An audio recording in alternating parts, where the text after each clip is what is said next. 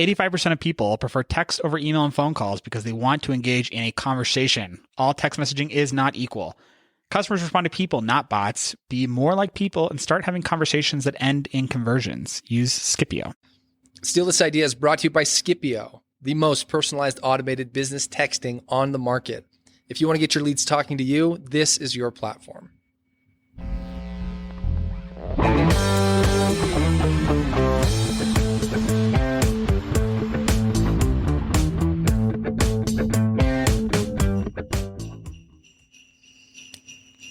Santa's coming still. the bells are back, He's baby. so close.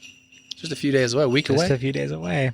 Exciting stuff. Scott, the other day you posted in one of our group chats, I think it was you. Correct me if I'm wrong. No, it was me. A poll that was like, how many gifts do you open before Christmas? Glad you brought this up. Yeah. And I think what was interesting to me is almost universally, everybody has some sort of pre-Christmas gift tradition. Definitely. For me and my family, it was always, we did sibling gifts on Christmas Eve. Oh, okay. So like, did you guys do PJs at all? You know, PJs were always my grandparents, usually at the Christmas party the following day. Got it. Don't know why. These things are just born into families. We were a PJs pretty much exclusively. No presents, just PJs. And then it was like nothing under the tree other than like stuff shipped to us. And then Christmas Day, everything's there. So did your family this was something that we did not do at all, so presents are under the tree prior to Christmas in your family? Only if it's like siblings from another state mailed us an Amazon thing. Yeah. That goes under. But Christmas doesn't appear until Christmas Day. Yeah. I actually, we talked about this. My wife, we just wrapped some presents for our kids and she's like, I'm just going to put this under the tree. And I was like, but don't you want to have a Christmas surprise miracle? She's like, why? And I was like, I guess it doesn't really, I don't know. But yeah, so there's that. And then we also kind of decided, so growing up, we did Christmas jammies on Christmas Eve. That was the thing we opened. Whereas now I think we're going to, as our family, do Christmas jammies December 1st because it kind of makes more sense if you're going to do December 1st? Yeah. Like Christmas jammies, like actual Christmas jammies. What are you talking about? Well, it doesn't make sense. That's way too, I mean, yeah, okay, no, sure. I get where you're going with the concept. Like you have 1 week to wear your Christmas jammies, and then it's like, I guess I get it. Do your kids like just love the idea of Christmas? I mean, right now, Jack is very excited. Christmas yet? Open presents? Yeah, no, not yet. A few more days. Yeah, he's buzzing, and then Archie is 1.5. So, what's the hot gift for Jack this year? We had this question actually last year on the podcast. Yeah, he's going to get actually, they're both going to get from Santa a remote control car, like a red one and a blue one that are 2 buttons. Love it. So they're pretty stoked. I think they'll be happy about that. And then Jack is really into rescue bots, which are transformers, but they are like rescue, like a fire truck and a police car and a bulldozer. An ambulance. A bulldozer? Yeah. And that is not a rescue vehicle. Well, so in the cartoon, they come down and they like join this like rescue team. So the lore of rescue team. And they save the day when there's a mudslide and when there's this. I love Jackson. Anyway. Merry Christmas, Jack. Merry Christmas, Jack. I mean, it's a good thing he doesn't listen to podcasts or else his Christmas would be ruined. What if he's somehow he's like, Alexa, play Steal This Idea. Oh, no. Then all of a sudden he's like, Christmas. No. Oh, no. Here's a question about gingerbread houses. Okay. Do you have any hard and fast rules on gingerbread houses as far as like materials or candies or anything like that? Yeah, I think what was fascinating to me is the other day I got a TikTok that was like, in order to seal gingerbread house pieces, you should use hot sugar. Oh. To which I was like, how else do you do it? Frosting. No. What are people doing in this country? No, you use hot sugar and then it holds like strong. Well, I mean, yeah. Which is the whole point. I guess I've never really used hot sugar in that way. Frosting, no. Please, please look into this. So I grew up in a gingerbread house is actually made of graham crackers. Oh, really? See, I think graham crackers and frosting, those are your building blocks, and then all the candy in the world to make the best thing you can out of that. We do graham cracker houses for like the 3-year-olds, like people who cannot yet be trusted with gingerbread. Yeah, but now you can get. I mean, gingerbread kits now are not. They're so cheap. Those are lame. They are kind of lame, but those are lame. We talked about in our friend group doing a gingerbread house challenge, but everybody just kind of. Yeah, Diego did his, but everybody else didn't do theirs. Well, Christmas traditions. What a fun Christmas. thing. I guess we should do a podcast, huh? Let's do it.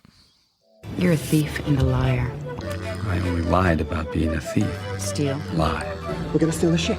Commandant. No, Lieutenant. An idea that is fully formed, fully understood, that sticks. Well, someone like you would just steal. Ideas are bulletproof. I'm gonna steal the Declaration of Independence. Steal this idea. Hello again, thieves. We're back. We are back and Live from the Scipio offices The Scipio at the Mill. mill. It's our new studio. We are stoked about it. We really are. And thieves are probably saying, you guys have had like 100 new studios. This, we think, is a permanent home for a while. This will be home for a while. We'll put some pictures up of the Scipio Mill. It's a pretty cool. It's a pretty cool spot. It makes you feel like you really have a podcast. Yeah. So we're excited about that. And we got a good episode today. I got the big idea. Love it. And I'm not going to say it's as out there as VIB, but it is definitely. It's a bathroom idea? No. Okay, good. Just like in VIB, it's kind of an audacious idea. Right. This is a kind of an audacious idea, I think. Okay. So. Which we all know that I'm a huge fan of VIB. Never trashes on my audacious ideas. Never. So we got to get, good stuff coming.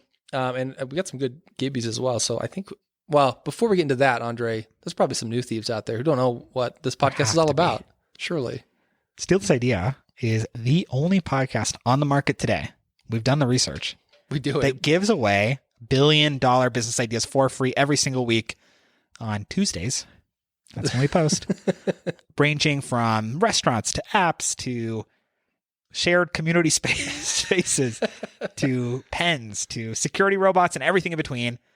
This is Steal This Idea. For example, let me just tell you, let me tell you an idea that, that I think is really great, that maybe newer listeners who have started listening in the most recently. Go on. So this is a episode called Flight Stop. Flight Stop. You remember Flight One Stop? of the best ideas of all time. So Flight Stop is basically I say that every week, but Flight Stop truly is Flight Stop is a good one of the best. Basically, we all remember those kiosks and some of them still exist where you can rent DVD players. This is that, but just next level. So you could rent a Switch, you could rent a nice luxury, blanket and head pillow. You could rent a Kindle with a bunch of books on it.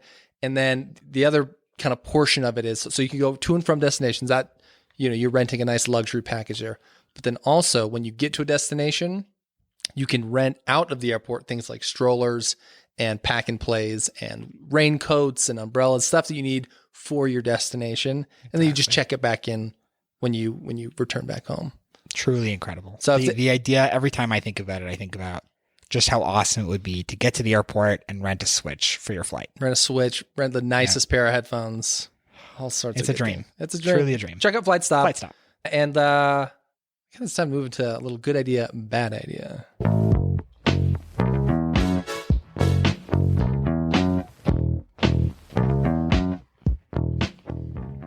What you got for me, Andre? So click my first link, which is shopzygo.com. Zygo, I like it already. Zygo are the first pair, I think, of underwater headphones. Interesting. So that you can stream content from your phone, like music, podcasts, audiobooks, and Zygo workouts. Of course. While you're swimming. I hope there's a monthly charge for these. I think they're almost has to be. And this is following in the long line of products that I've now brought that are individualized workout tools. Yeah. And that now you can even have workout classes streaming to your headset. So these look like, imagine those sunglasses where you have the thing kind of going around the back of your neck. Imagine that, but no sunglasses. So it's just going around the back of your head. And it looks like instead of putting it in your ear, you're kind of putting the speaker or whatever kind of up on your temples. Yeah, it uses technology we've talked about previously on the podcast called bone conduction. Yeah. Where however it works, I don't really understand, but rather than putting sound in your ears, it conducts it through your bone. I'd be interested to know. I am not somebody who swims so much. I'm like, man, I'm just so bored swimming. I usually am out of breath before I could. But if you're, it sounds kind of cool though. It does. I mean, yeah, it does sound cool. And if you're somebody who's doing triathlons and swimming a lot and training, I could see this help get you in the zone. And it might actually make it easier to do laps and things where you're kind of distracting your brain. It's $300, so it's not cheap, but I mean, you are buying kind of a specialty piece of hardware, so it's not too crazy. I think in a way that's different than some of the other specialty fitness products we've talked about on the podcast is really the only person that would ever buy Zygo is a really serious swimmer. Yeah. Somebody that swims a lot and could make a lot of use out of it. Yeah. But certainly an attractive product. Yeah, it's not a bad idea. The website is fine enough. Yeah, it's kind of a typical kind of tacky e-commerce site. To be honest. I wish they'd get rid of the review section, as always. The fake 5-star reviews. Like nobody needs to see that. But beyond that, like as far as kitschy e-commerce sites go, I'm actually not too offended by this site. There's enough here that it's like, okay, sure. Mm-hmm. Yeah, I think Zygo, I think it is a good idea. I think there's money to be made here. This is kind of one of those microeconomies that, sure, they probably did enough market research of like, oh, this doesn't really exist. We could be the ones to do this. Sure, there's enough swimmers in the world. I think what I'm also reading that complicates the concept of underwater headphones is that Bluetooth can't travel through water. Oh, interesting. Which is why, and the way that the Zygo works is it has like a transmitter that does something more powerful than Bluetooth, I guess, to cast it to your headphones. So there's some innovative technology here, which is kind of interesting as well. That is interesting. Zygo. Good idea.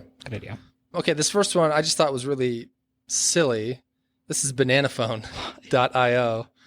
I got an ad for this, and it's $40. And this is a telephone that is in the shape of a banana. It has 3 buttons on it. And their tagline is Banana Phone, talk more, smile more, save gorillas. So it seems like the idea here is that this is kind of one of those, they have a passion project. We're going to save the gorillas, which is good. It is a working phone. I get the sense that it's a Bluetooth, like you would, instead of answering your cell phone, you would pick up the banana It's basically phone. a Bluetooth headset. Yes. In the form of a banana. So it's meant to be kind of funny and silly, and you leave it in your car or whatever, and like you have a good time.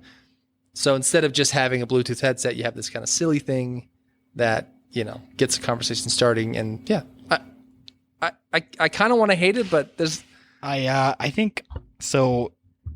The cool part, I guess, is that they have a mission, which is to save gorillas by donating 2% of their revenue. That's not very much. I know. I kind of am like, if it were a non-profit, that would be more interesting because it's such a kind of tacky, useless device. It maybe makes an okay gag gift, but then for it to only be 2% of profit going to gorillas. Yeah, I'm kind of actually out on this now. I know. Had it been like, hey, we only keep 2%, operating costs, whatever. Then it would be like, okay, this is, again, kind of a funny gag gift, but it ultimately is more of a charitable donation. Because I actually do think I wish there was more stuff like this that are non-for-profits that basically somebody who is wealthy comes up with a service that like, hey, this is a thing that you could buy that's totally inconsequential. It's not something you need, but it's like fun or whatever. It's some handheld, whatever. And really what it is a way to get people to donate to charity, who otherwise wouldn't. Exactly. I actually really think that's a good idea. And this seemed to be This gets close. Yeah. It does get close. Closer than anything I've seen. I mean, Thieves, it's $40. Would any of you thieves buy this? Like, does 2%, does that do it for you? Is it funny enough? Is it interesting enough? They do offer net 60 terms for stress-free payments. Net 60? Mm-hmm. That's what it says. One of my other least favorite things on websites are the press logos as featured in so-and-so. I love when they're not clickable. So you can't actually validate that which is the case on this site. Well, what's annoying is that I've looked into this before, and all you're doing is you're paying basically a couple $1,000 for them to post an ad for you. Like a marketing agency is like, we just have people who will just post this for you. So it's not like these guys pick them up to like, this is really interesting. No, they just paid for that. You just paid for an ad. Yeah. So I wish people would get away from that. Bananaphone.io. Banana phone. Not a win. Not a win, unfortunately. Do you have another one? It looks like an Instagram. I think I have another one. Oh yeah, this one's pretty quick. So the Instagram is various key tags, variouskeytags.com. And essentially they make a bunch of custom key tags that are really pretty minimalist and just say kind of goofy phrases. But the one that I actually screenshotted to bring to the podcast is it said, "Remember your mask." You can put it on your keys. Sure. I just like that these are really small, easy kind of keyring attachments with pithy phrases. How much are these? They got to be cheap, right? Well, let's see. Please let them be cheap. Shop now. It looks like it definitely seems like a large pitch for animal stuff for dogs and cats and things.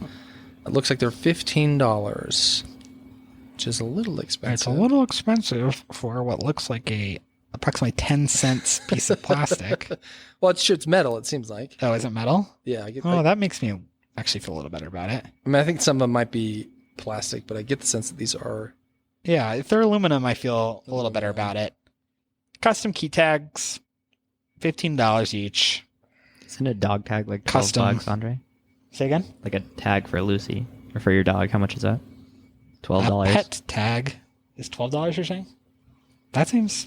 It seems in the wheelhouse. It does. This is not a product for me, but let me show you this last one, Andre. When I saw this, I got actually sick to my stomach looking at it, and I was like, what type of psychopath wants this in their home? And so this is a service or a thing called Infinite Objects. And they have a bunch of stuff like this. We kind of talked about something last week that was similar to this, which was like an e-ink. Yeah, no, we talked about... So I brought the other week this display that was repeating pi, which is also from Infinite Objects. Yeah. So Scott has brought another Infinite Object, if you will. This is called the Squish Screen. And boy, do I hate this. It's basically like 5 kind of like really gooey stress balls that are just squishing around a little space and just like rolling on top of each other. And I don't know what's so unsettling about it. Does this not? No, I actually love it. So that is almost generating opposite reactions. Thieves that are interested, Google Squish Screen 2.0 or go to infiniteobjects.com and find the Squish Screen. I love it. And also what's interesting is it's a flat screen, but they have these like really great high quality screens. So it creates the illusion of being a box. Yeah, it looks like it's like these balls in a box or whatever. But yeah, and the balls just kind of squish around in there. I don't like it. It looks like intestines to me or something. That is so funny because I think it's actually quite relaxing to look at. That's so funny. It's $250, which is too much for me to buy something that I'm only casually interested in. Yeah, and also we talked about this. Like you do have to plug it in, so it's basically just like an expensive or like one of those electronic picture frames, but maybe just a little bit fancier. I do really like it though. I love that it looks like it's a 3D space. Yeah, I mean that is cool to me. I would love for literally anything else in that 3D space, but yeah, we'll put squishing balls. We'll put a poll out for the thieves. Do you like the Squish Screen 2.0? Is this calming or unsettling? And we'll see what the thieves say. I think it's a good idea. Scott thinks it's a bad idea. Yeah. No, thank you. Okay. That'll do it for good idea, bad idea. That's going to do it for good idea, bad idea. Before we move into the big idea, we should probably shout out Scipio one more time.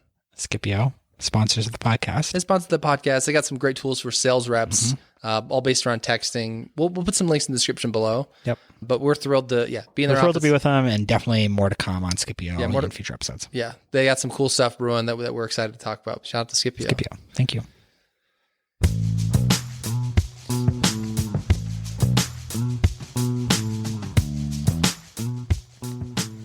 What a great transition song. I wish Avery were here to play us out. Avery texted me because we didn't shout him out in the 2020 year review. Oh, man, Avery. But I said, he's like, well, how am I not one of your top fans of 2020? And I said it was because really I think of him more as a staff member because he has been doing the music for the podcast. He's a top thief of Q4. Definitely. Anyway. Shout out to Avery. Yeah. Theater of the Mind or no? In a way. It feels like every time with you, it's like, well, maybe you could do. I do want to paint a picture. So yeah, let's get you in that mind. I want to paint a canvas here for you. So I want to talk about driving ranges for a second. Okay. Now, go back in time. Driving ranges have been around. A driving range is a driving range is a driving range, right? Mm-hmm. Forever. It was like you go to driving range. It's like, oh, here's another driving range. Let me go hit some balls. Nothing crazy. What if So then we built a crazy LED game out of the driving range. so something happened not that long ago. A company, we were just there Yes, several weeks ago. Exactly. That company being Topgolf. Topgolf Right. came in and said, no, They already did that. there's a fun way to reinvent the driving range. And now Topgolf gets people to Topgolf that would never go to a driving range. Exactly. And they spend more money and they A eat their lot more. food and they drink their drinks. Yes. And they do their corporate events there. And fundamentally, it's a different experience. The driving range was a solo experience forever. And then now it's like, oh, let's all get a group together. Let's rent a bay. Let's do that. Yeah. I would like to do something similar. I want to take the same model and I want to reinvent the batting cage. So this is an establishment I'm calling Sluggers.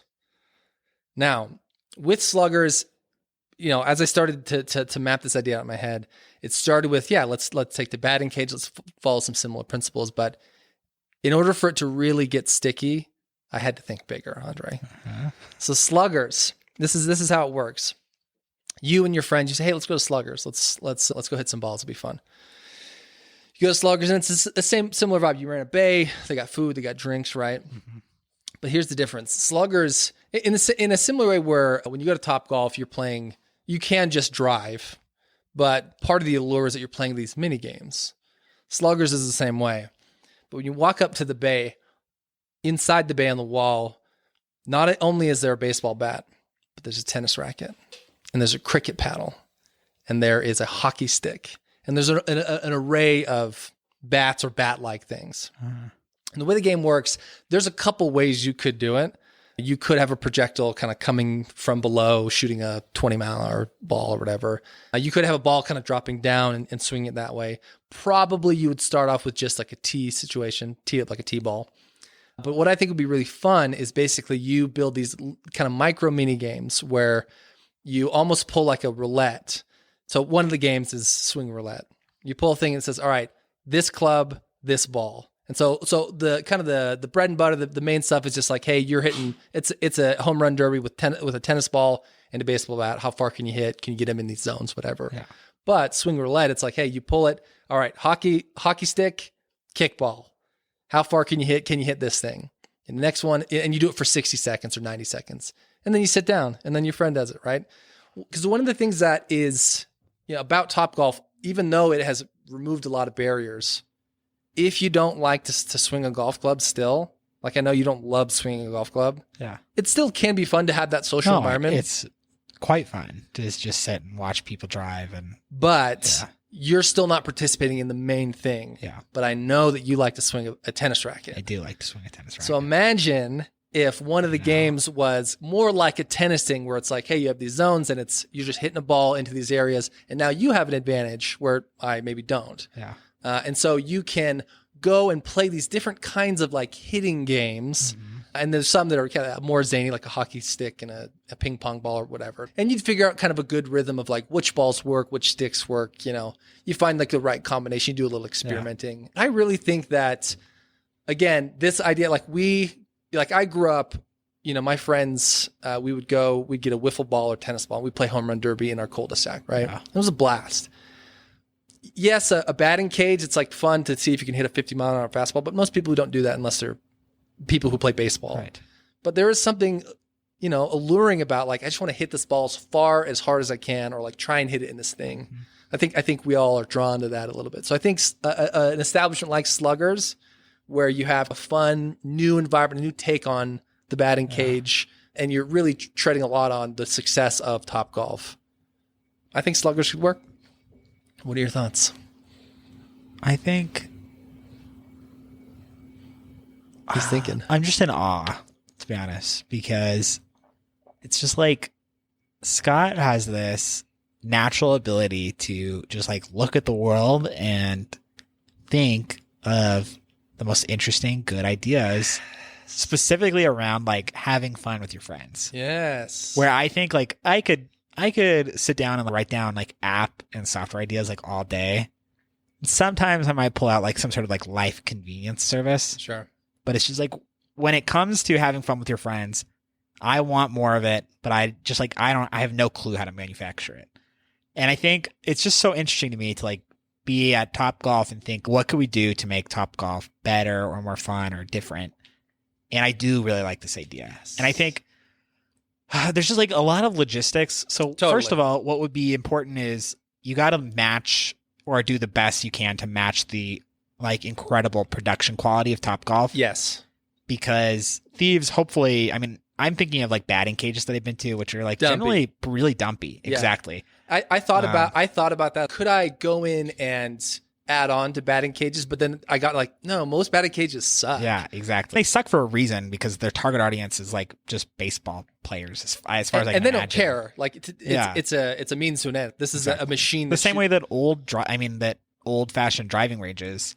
I mean, they're not dumpy, but they're nothing to write home about either. Right, they're just like kind of like lanes with golf balls. Yeah, it's not. Yeah, exactly. But Topgolf is like it's nice. It's polished. Right? Exactly. And, it's an experience. It really, you go to Topgolf at night, and it's like the lights are cool. Totally.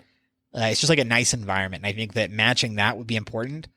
And then from the logistics side I think it makes sense to have different mini games where you're trying to shoot into a certain zone or you're trying to hit it as hard as you can. Yeah. And all of that I think could be measured, but it's like. And also, like, hitting off a tee also makes sense for, like, if you use a bat or you're hitting a big wiffle ball with a hockey stick, like, all the different kind of options there. But then for tennis specifically, I'm like, how would, you know what I mean? Oh, sure. Yeah. So that's where I think the idea of a ball that drops from above you and you kind of got to hit it before it gets to the bottom. Exactly. Or I thought about an air, you know how like the air pushes the ball up and it kind of hovers. Oh, that would be awesome. Like I don't know how that would work, or I know how it would work, but like what would it be like? But that would also be awesome. But having a ball that's like hovering up there and it kind of goes up and down, you got to like. It's hard because, and I think I'm like biased myself because the coolest thing for me would be like hitting a tennis ball into different zones. It would be like actually a really fun game to think about. But I think probably just the tee is the perfect solution. I think so. And it doesn't work for the tennis ball solution. Yeah. But it does work for most things. And like the variety of different balls that you could support. Yeah. Which would be awesome. And the variety of different like hitting tools that you could support, which would be awesome.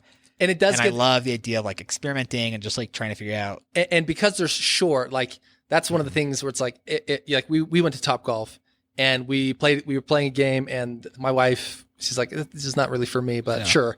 And the game we happened to be playing was like, hit it far. And she's like, I can only hit it so far. Yeah. But like she was in the game. And so she just basically had to like have not have very much fun until that game was over. Mm-hmm. And those are like long, you hit it. The games are not short. Whereas this is, hey, you try one combination, you try one mini game, it's 90 seconds and then you're done. Yeah. And then like you can really cycle through and be like, this is okay. This combination, not the funnest. Let's not do that one again. Mm-hmm. Or, but it's not like you have to like slog through it. Totally. I think what we're chasing at the end of the day with these like group semi-sport activities is the accessibility of a bowling. Right. Right. Where it's like Topgolf is somewhere further away, right? Definitely you kind of have to know how to drive a little to have a lot of fun at Topgolf. And you kind of have to be a little bit good at driving to have a lot of fun at Topgolf.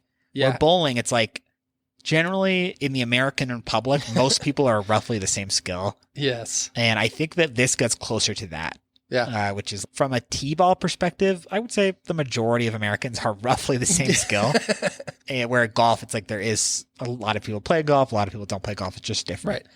And this gets really close to that, I think. If you could have another bowling, you'd have a really good idea on your hands. And I think Topgolf proves out the model that people are totally down for another bowling. Yes. Like they're so down. I just want to go and do this, play a game with my friends. That's like involved and there's food. Yeah. You can get good at it. Sometimes you're playing, but a lot of the time you're kind of just hanging out. Right. Sluggers, which is also it's not a bad name. Best name ever. Yeah. I think Sluggers is a better name than Topgolf is for Topgolf. Sluggers is an awesome name. Feeling good about this idea. It makes it sound fun. Shout out to I fleshed this idea out with shout out to the guy I stole this from on Reddit. No, Reddit our light bulbs. Just ripped this one right off.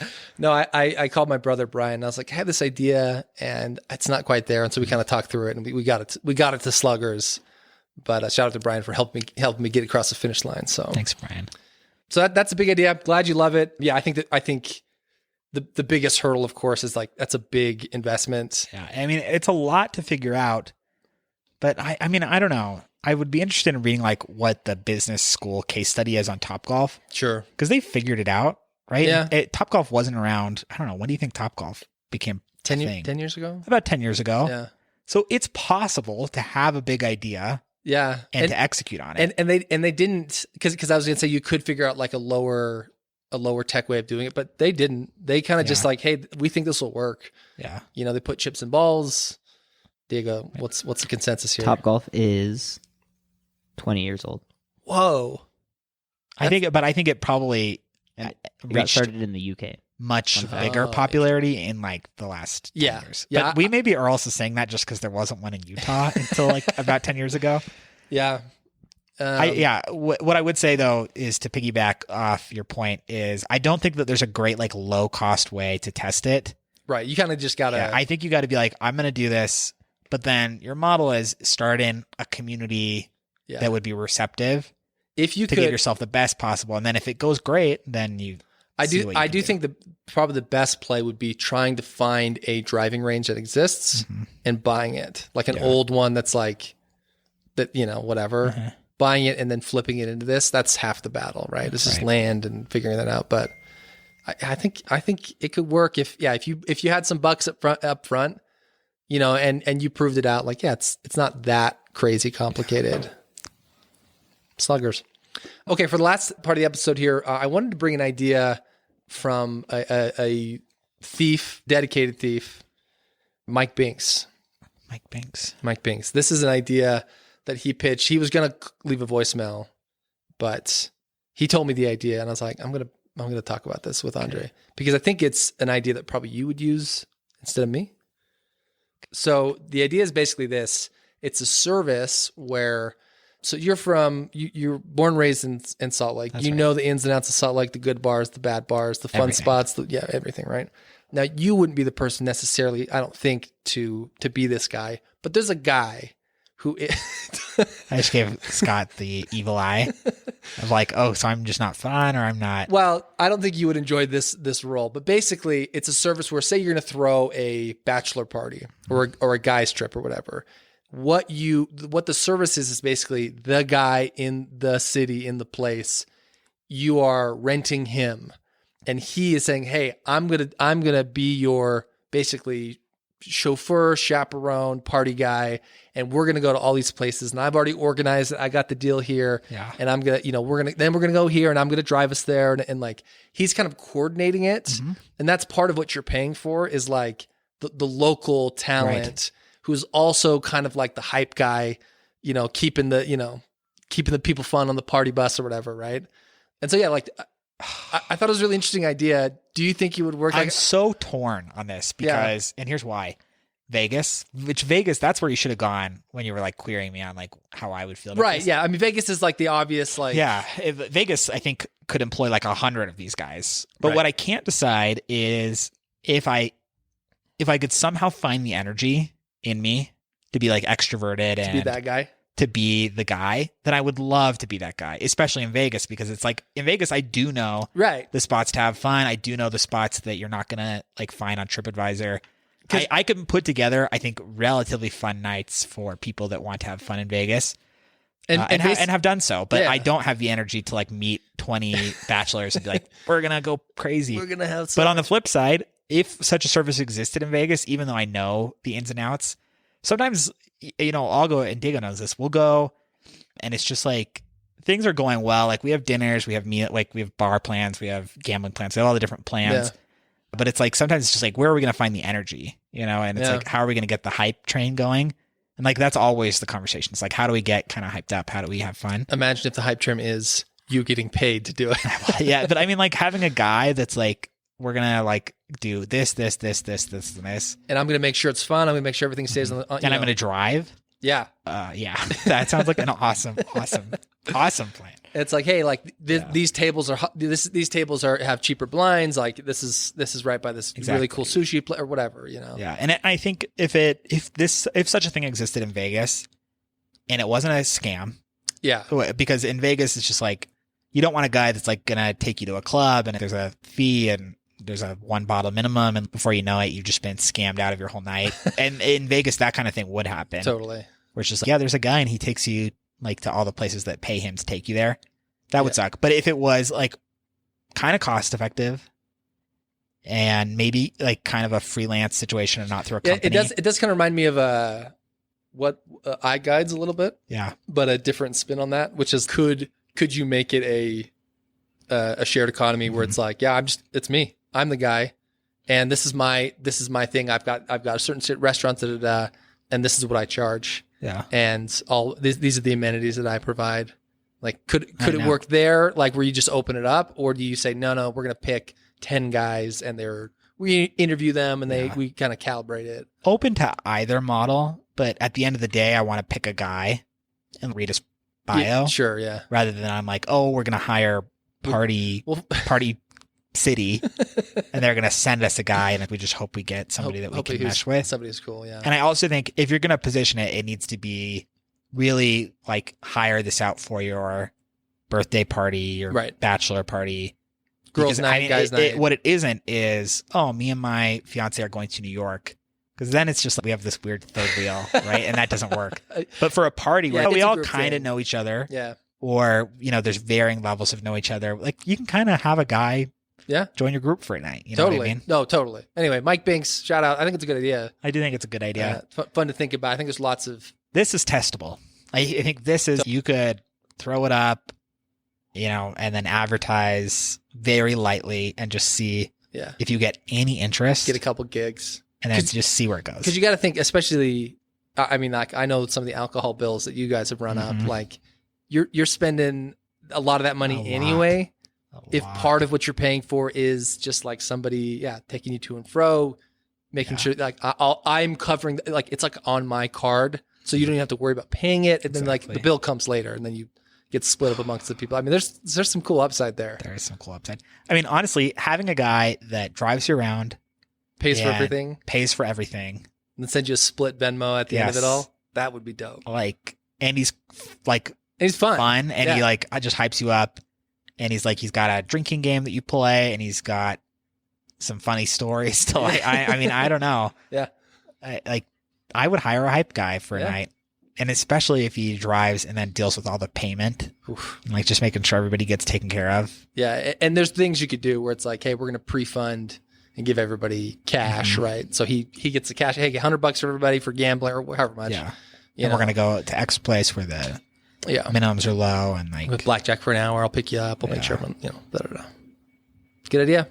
Maybe I'll sit at the table and teach you basic strategy. Like people will pay for that. I mean, there's 100 different things. Now, Andre, before we wrap up, where should thieves go if they want to engage with us? Scott Knudsen and Andre Washington, the hosts of Steal This Idea. If they want to engage directly with Scott and I, you should go to Twitter. Probably. That's my opinion. Because that's like we're really active with people that tweet at us, especially when they tweet at us with good ideas or they tweet at the podcast. If you want to talk to us, that's the best place. But if you want to write in your thoughts and feedback about the show, idea@gostealthisidea.com. Or Instagram. That's another place where a lot of people, they must prefer that. Yeah. Which is great. Love an Instagram. Yeah, Instagram or Facebook. And you can find all those links at gostealthisidea.com. That's right. You can also listen to episodes of the show on stealthisidea.com, which I've been updating a little more regularly lately. So if you're on your computer and you're like, I don't want to pull up Spotify, you can go to gostealthisidea.com and listen right in your browser. That's right. As well as find all of our show notes there too. So lots of good show notes. Rate us 5 stars on iTunes, Apple Podcasts, if you're so inclined. Yeah, we always have a standing $2 Venmo. That's right. If you post us in your work, you can get Slack or Teams if you channel. Need a couple more dollars for Christmas to get your kid the new rescue pet. Yeah. Or whatever. What are they called? Rescue bots. Rescue bots.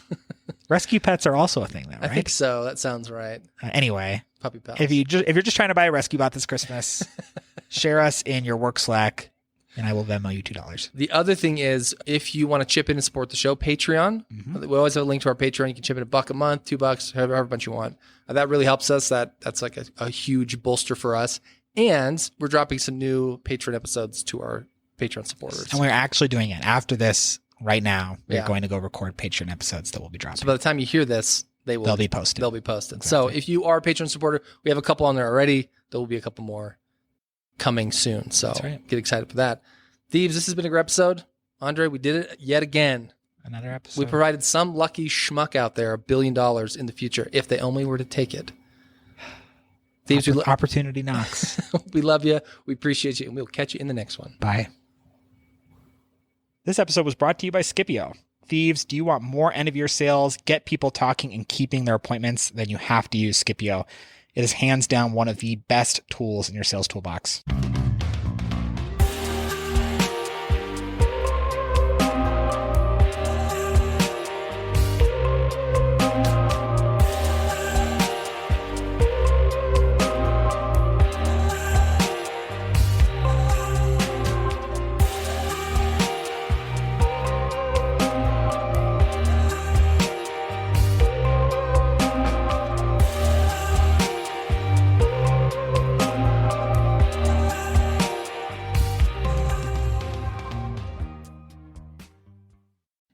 Use Scipio, the #1 engagement tool for sales teams that want more responses, appointments, and conversations.